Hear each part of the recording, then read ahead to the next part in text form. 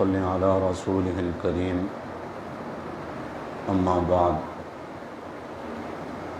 سورۃ الانعام مکمل گزشتہ سب کی تراویح میں تلاوت کی گئی۔ یہ سورت مکہ میں نازل ہوئی ہے۔ مکی صورتوں میں عام طور پر 3 بنیادی عقائد کو مختلف انداز سے اللہ رب العزت بیان فرماتے ہیں۔ بنیادی جو عقائد ہیں ان میں اول نمبر پر توحید ہے، دوسرے نمبر پر رسالت ہے اور تیسرے نمبر پر قیامت ہے۔ اس صورت مبارکہ کی جو نمایاں خصوصیات ہیں ان میں سے مشرکین کے غلط عقائد کی تردید کے لیے اللہ تعالیٰ نے تقریر اور تلقین کا انداز اختیار فرمایا ہے۔ تقریر کا مطلب یہ کہ اللہ کی توحید اور قدرت و عظمت کے دلائل کو ایسے مسلم اصولوں کی صورت میں پیش کیا جاتا ہے کہ کوئی شرک کرنے والا بھی اس کا انکار نہیں کر سکتا۔ آپ کو اس صورت کی تلاوت کرنے سے اور اس کا ترجمہ تفسیر دیکھنے سے وقفے سے ایسی آیات ملیں گی جن میں آپ کو پتہ چلے گا کہ زمین و آسمان میں اللہ موجود ہے، بندوں پر اللہ ہی کا غلبہ ہے، ظاہر و باطن کا اللہ ہی عالم ہے۔ اس انداز سے اس کو پیش کیا گیا کہ مشرکین بھی اس کا انکار نہ کر سکیں، بلکہ صاحب نظر انسان جب کائنات پر ایک نظر ڈالتا ہے تو اللہ کی قدرت کا اعتراف کیے بنا نہیں رہتا۔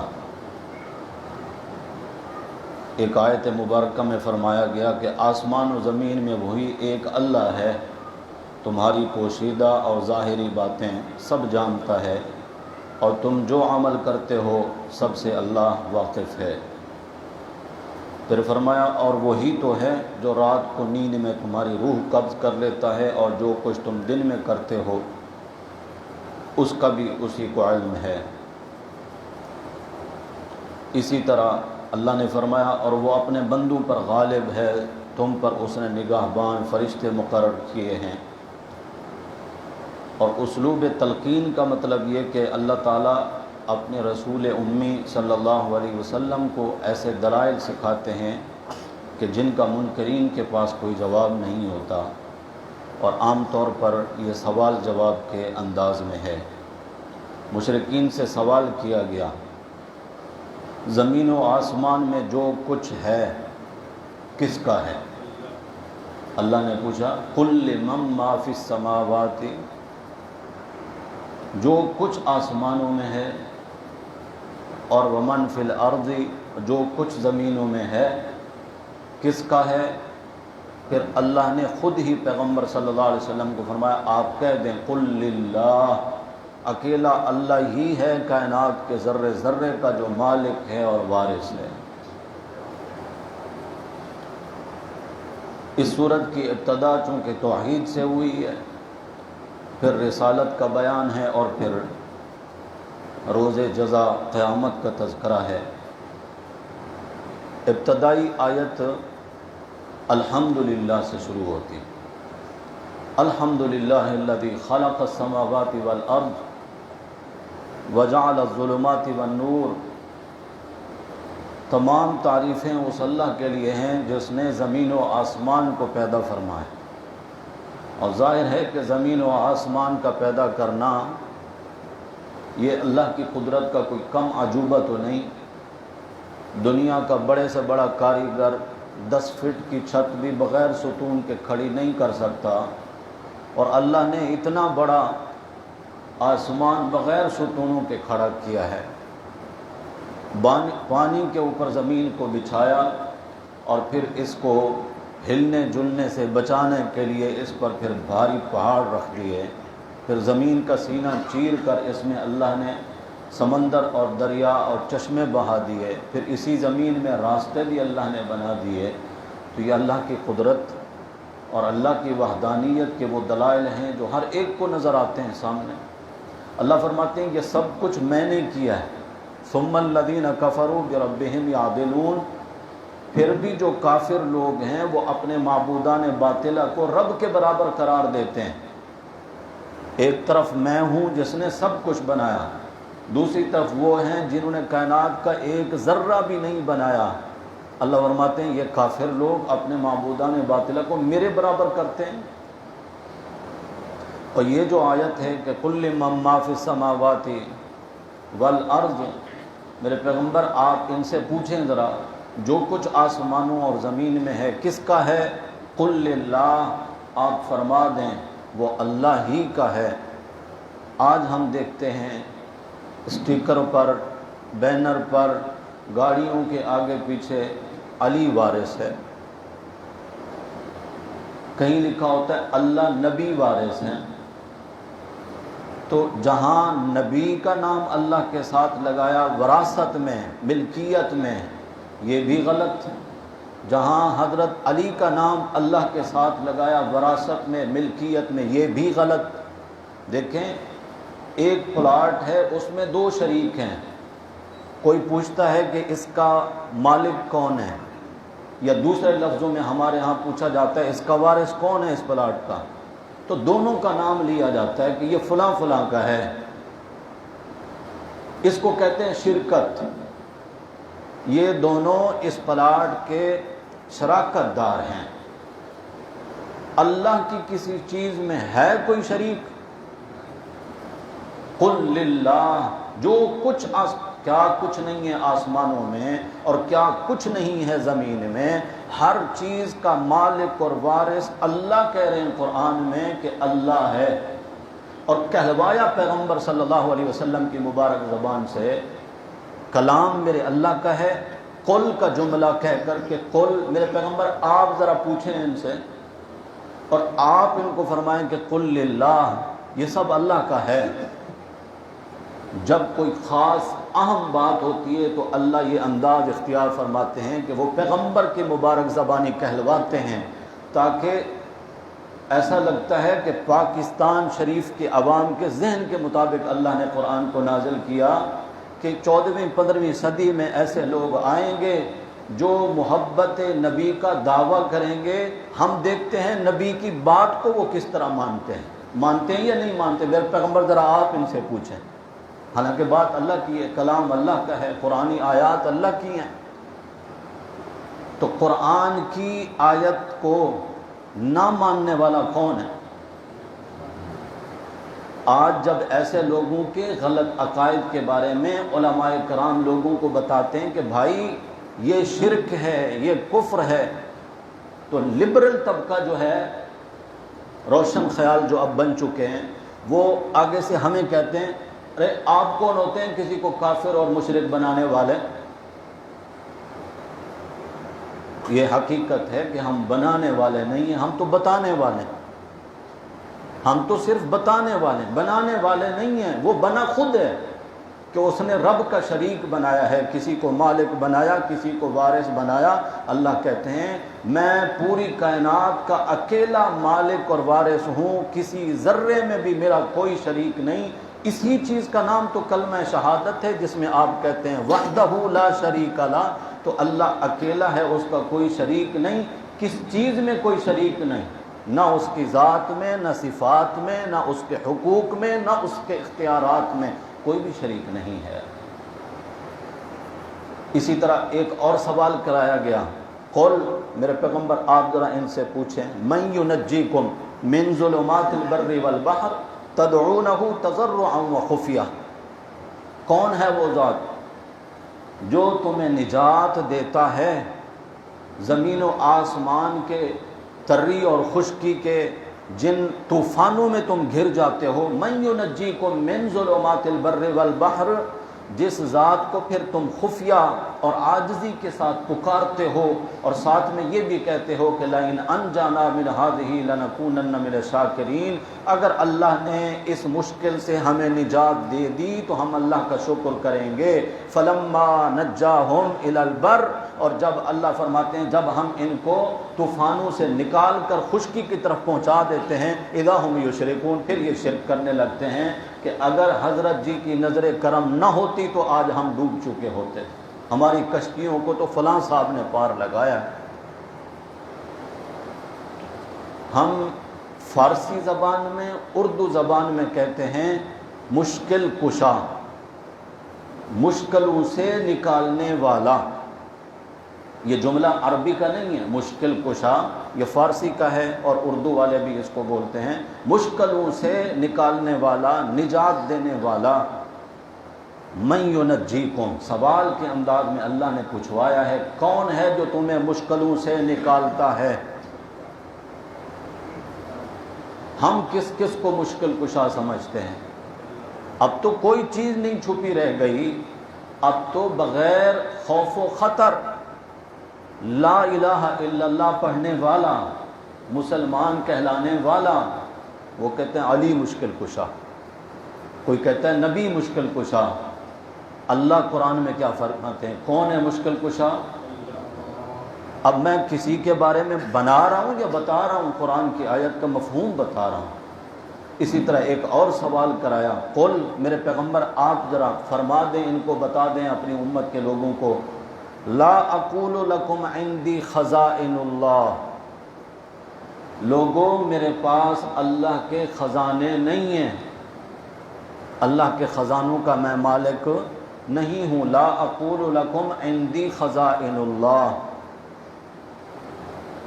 یہ اللہ کے نبی صلی اللہ علیہ وسلم سے اعلان کرایا جا رہا ہے، اور دوسرے مقام پر قرآن کہتا ہے وَلِلَّهِ خَزَائِنُ السَّمَاوَاتِ وَالْأَرْضِ، زمین و آسمان کے سارے خزانے للہ، اللہ کے ہیں۔ چونکہ زمین و آسمان کے سارے خزانے اللہ کے ہیں، جو مالک ہے ان خزانوں کا، وہ جس پر چاہتا ہے، جس قدر چاہتا ہے، اپنے خزانے لٹاتا ہے، تقسیم کرتا ہے،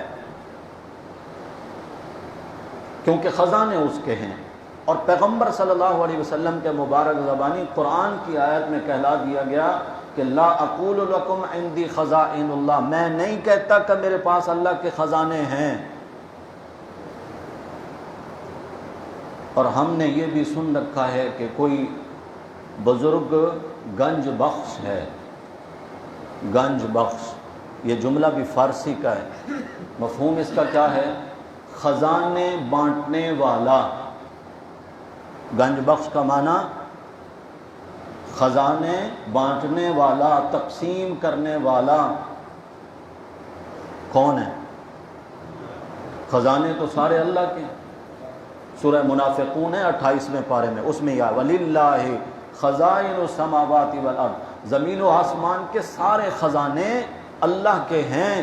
اور یہاں پیغمبر صلی اللہ علیہ وسلم اور ہمارا ایمان ہے اللہ کے بعد اگر کسی ذات کی شان ہے تو وہ صرف میرے نبی صلی اللہ علیہ وسلم کی ہے، جن کو اللہ نے سارے نبیوں سے بھی اعلیٰ عرفہ مقام عطا فرمایا ہے۔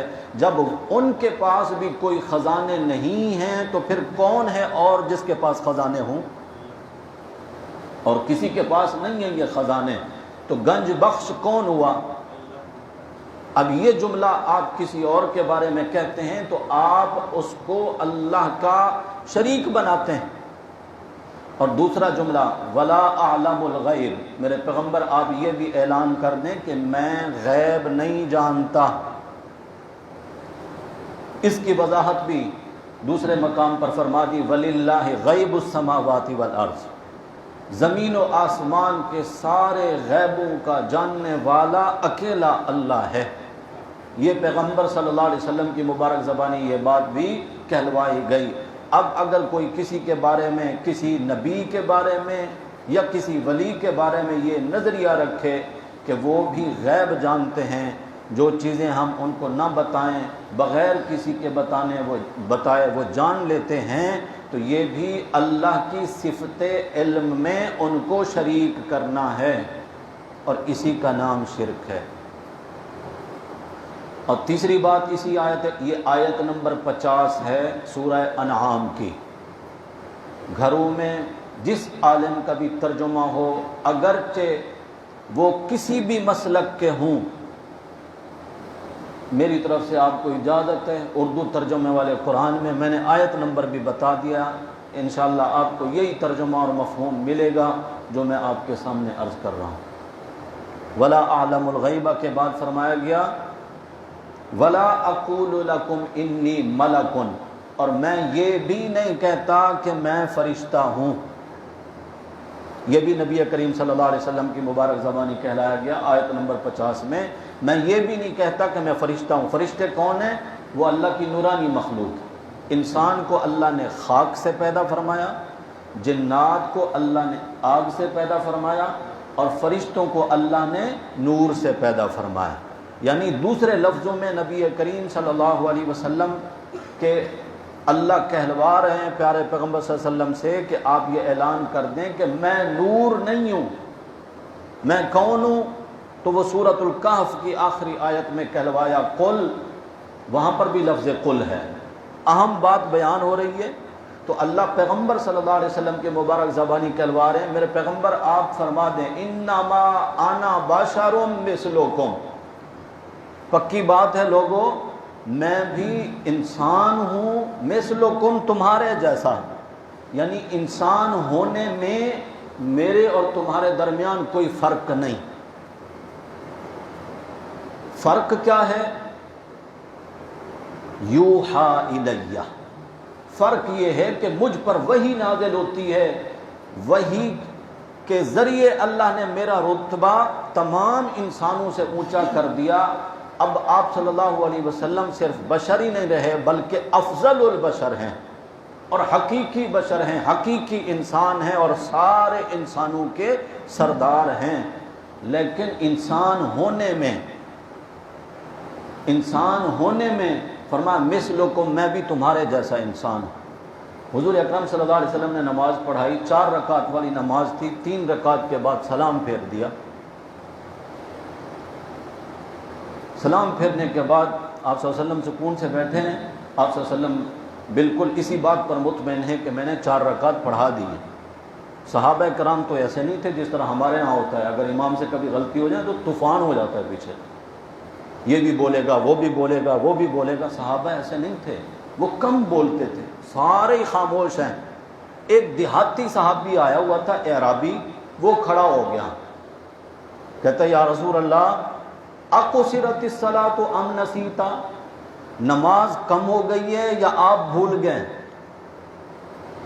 نبی کریم صلی اللہ علیہ وسلم بڑے اطمینان کے ساتھ فرماتے ہیں لیس ذالک لم یکن، ان دونوں باتوں میں سے ایک بھی بات نہ ہوئی، نہ میں بھولا ہوں نہ نماز کم ہوئی ہے۔ یعنی آپ صلی اللہ علیہ وسلم کو اطمینان ہے آپ کو کہ میں نے کتنی رکعت پڑھائی ہیں؟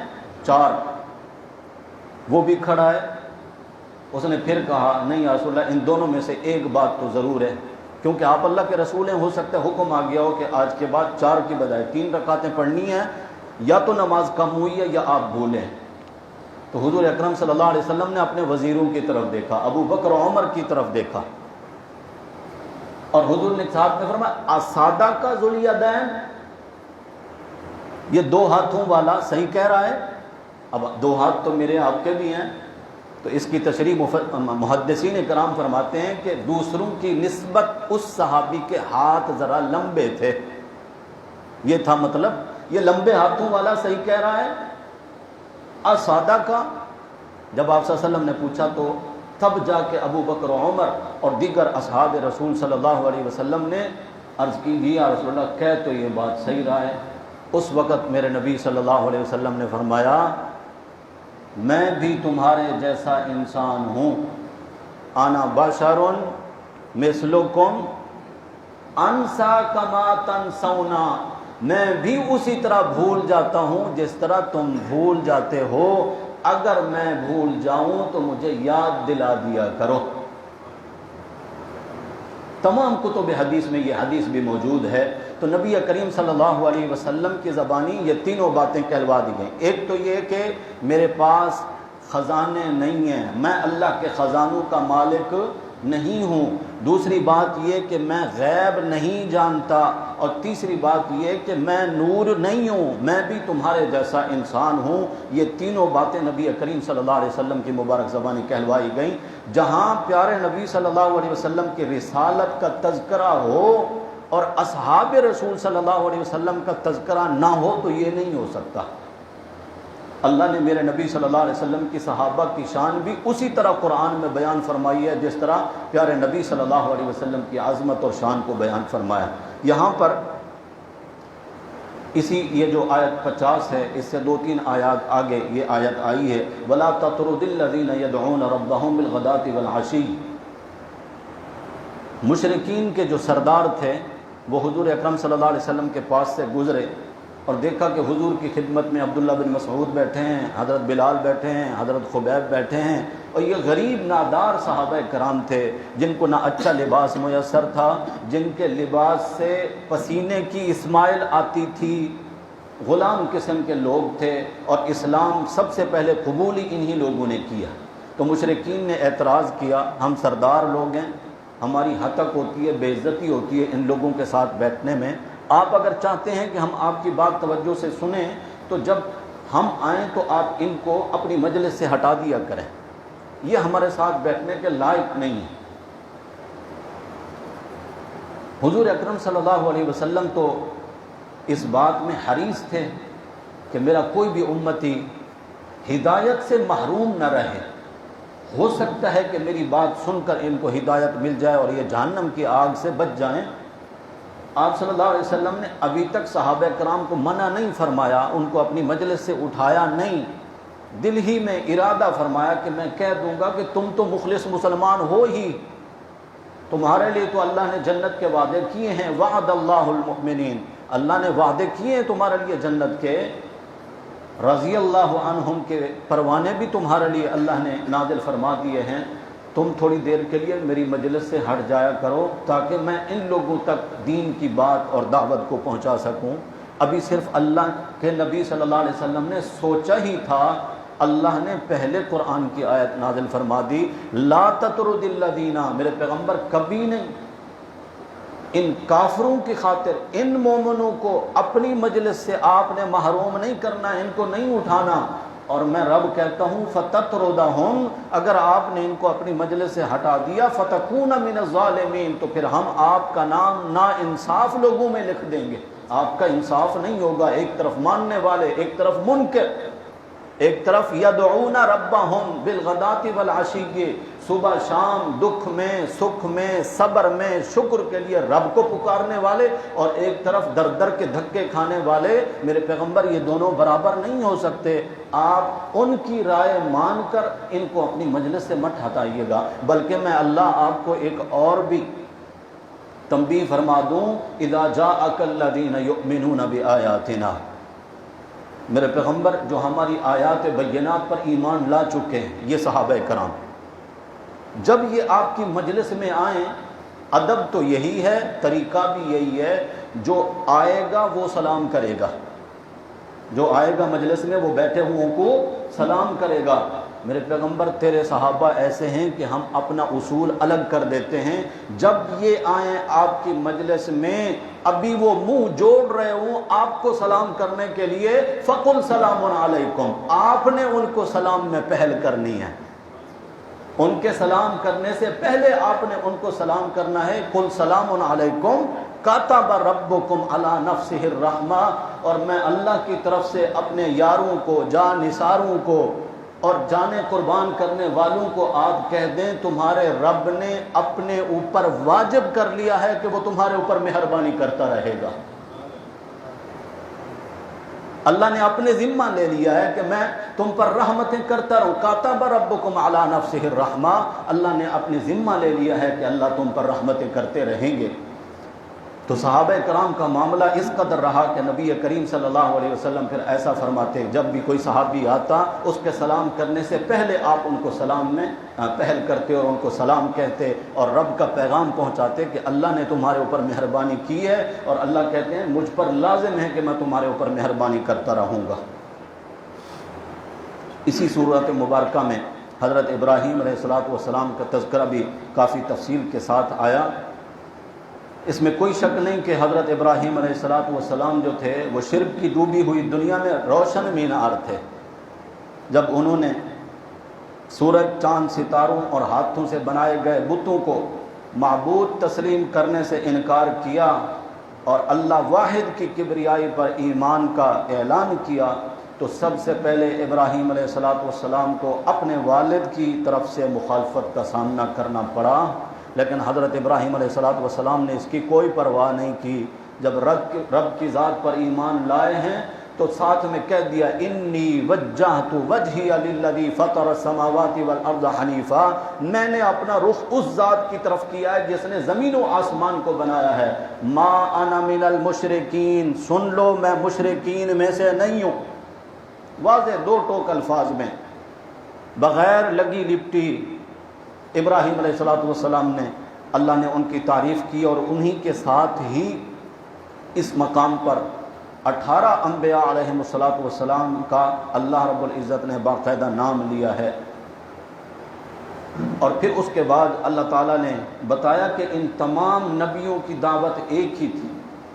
نام تو صرف 18 کا لیا، مگر نبی جتنے بھی ہیں سب کی دعوت ایک ہی تھی، اور رب کا پیغام بھی اللہ فرماتے ہیں ان سب کے لیے ایک ہی تھا کہ وَلَوْ أَشْرَكُوا، یہ سارے میرے نبی بھی اگر شرک کرتے لَحَبِطَ عَنْهُمْ، اللہ ان کے اعمال کو بھی برباد کر دیتے۔ انبیاء علیہ السلام سے بعید ہے کہ وہ اس طرح کا کوئی کام کریں، مگر ہمیں سمجھانے کے لیے کہ اگر تم نے شرک کیا تو پھر نیک عمل کوئی بھی باقی نہیں رہے گا، سارے اعمال اللہ برباد کر دیں گے۔ وحی اور نبوت کا دوبارہ سے تذکرہ کرتے ہوئے اللہ رب العزت نے پھر اپنے ذات کے وجود اور توحید پر دلائل دیے ہیں۔ قدرت و حکمت کے ایسے دلائل متوجہ کیا گیا ہے ہم کو کہ مقصود اصلی وہ اللہ کی ذات اور صفات کی معرفت اور پہچان ہے کہ تم ذرا غور تو کرو اس کائنات میں اللہ نے کیا کیا بنایا اور کس طرح بنایا ہے، تاکہ یہ قدرت پر کامل یقین ہو اور رب کی پہچان ہو اور اللہ کی عظمت تمہارے دلوں میں آ جائے۔ اور یہ ایک حقیقت ہے کہ ہم مسلمان بھی اسی کائنات میں رہتے ہیں اور اللہ کے نہ ماننے والے بھی اسی کائنات میں رہتے ہیں۔ جو نعمتیں ہمیں میسر ہیں وہی ان کو بھی میسر ہیں۔ اس دنیا کو ہم بھی دیکھتے ہیں، ایک کافر بھی دیکھتا ہے، لیکن کافر اور مومن کی نظر میں بڑا فرق ہے۔ جب مومن دیکھتا ہے تو اس کا معاملہ الگ ہوتا ہے، جب ایک کافر دیکھتا ہے تو اس کا معاملہ الگ ہوتا ہے۔ کافر دیکھتا ہے تو اس کو پوری کائنات مادی اسباب میں جکڑی ہوئی نظر آتی ہے، لیکن جب ایک مومن دیکھتا ہے تو اسے ہر مرحلے میں قدرت کی کاریگری نظر آتی ہے۔ مثال کے طور پر آپ ایک پھل کو لے لیں، کوئی پھل ہے، فروٹ ہے، کھانے کی چیز ہے، اس کا رنگ دیکھیں، اس کی خوشبو دیکھیں، اس کا ذائقہ دیکھیں۔ کہیں کوئی ایسا ہے جس میں مٹھاس اچھی لگتی ہے، وہ کھٹا ہو تو تعجب ہوتا ہے، کوئی ایسا ہے جس میں کھٹاس ہی اچھی لگتی ہے، اس میں اگر مٹھاس ہو تو تعجب ہوتا ہے۔ یہ سب کرنے والا کون ہے؟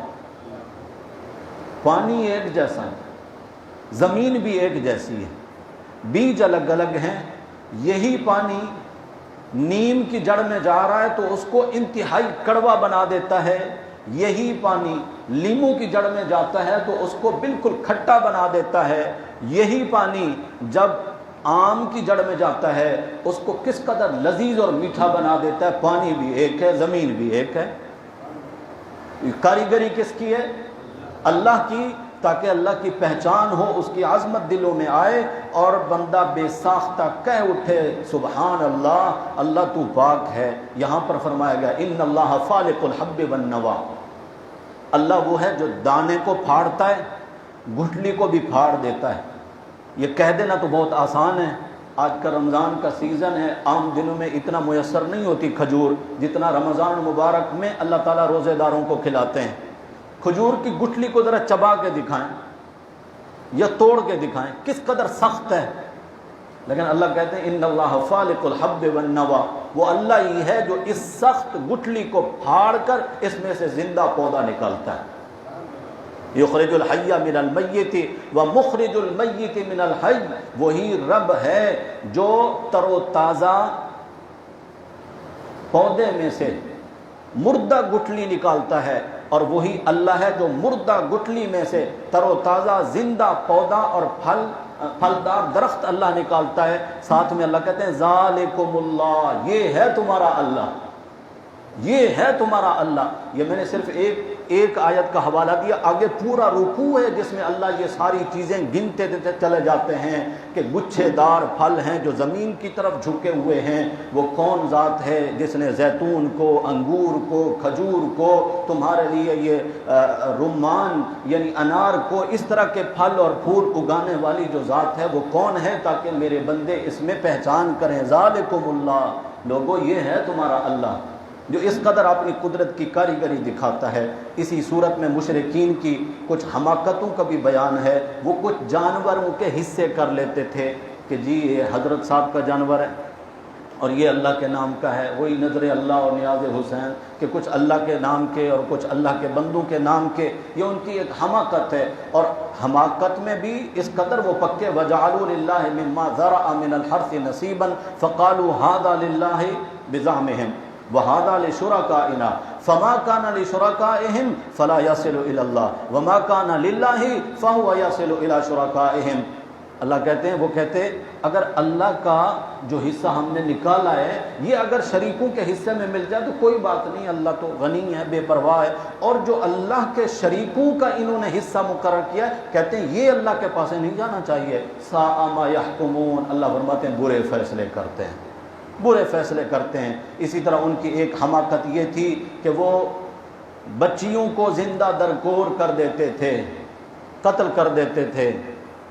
ایک سوچ تو ان کی یہ تھی کہ ان کو کھلائے گا کون، تربیت کیسے ہوگی، پالیں گے کیسے۔ اللہ کہتے ہیں لا تقتلوا اولادکم من املاق، بھوک، افلاس، فقر و فاقہ کے خوف سے اولاد کو قتل نہ کرو۔ نحن نرزقکم وإیاہم، تمہیں بھی رزق ہم ہی دیتے ہیں، ان کو بھی رزق ہم نے دینا ہے۔ جن کے 2 بچے ہیں وہ بھی پل رہے ہیں، جن کو اللہ نے 10 دیے ہیں وہ بھی پل رہے ہیں۔ جب اکیلے آدم اور حوا زمین پہ آئے تھے 2 تھے، کائنات کے اس نظام میں اللہ کے رزق میں سے کھا رہے تھے، آج اربوں کی تعداد میں انسان ہیں، سب کچھ میسر ہے۔ ہماری اپنی پالیسیاں ہیں، ہم باغی ہیں نظام کے کہ کچھ چیزوں کو ذخیرہ کر کے روک لیتے ہیں، ورنہ اللہ کی قدرتوں میں کوئی کمی نہیں ہے، اللہ نے بہت کچھ عطا فرما رکھا ہے۔ یہ چھوٹا سا خطہ پاکستان کا کون سی ایسی نعمت ہے پھلوں میں، اناج میں، دیگر جو ضروریات انسانی ضروریات زندگی ہیں، کون سی ایسی نعمت ہے جو اس ملک میں ہمیں میسر نہ ہو؟ سب کچھ ہے۔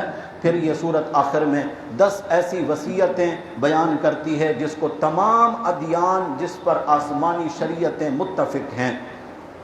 ایک تو یہ کہ اللہ کی عبادت کی جائے، اللہ کی عبادت میں کسی کو شریک نہ کیا جائے، فقر و فاقہ کے خوف سے اولاد کو قتل نہ کیا جائے، والدین سے اچھا سلوک کیا جائے، ہر قسم کی بے حیائی سے بچا جائے، چاہے وہ اعلانیہ ہو یا خفیہ ہو، یتیم کے مال میں ناجائز تصرف نہ کیا جائے، ناپ تول کو پورا کیا جائے، سارے انسانوں کے درمیان عدل قائم کیا جائے، انسان کو ناحق قتل نہ کیا جائے، اور اسی کے ساتھ اللہ کے عہد کو پورا کیا جائے، صراط مستقیم ہی کی اتباع کی جائے۔ اس کے بعد اللہ تعالیٰ نے نبی کریم صلی اللہ علیہ وسلم کو حکم دیا کہ آپ اعلان کہہ دیجئے مجھے اللہ نے دین حق کی ہدایت دی ہے۔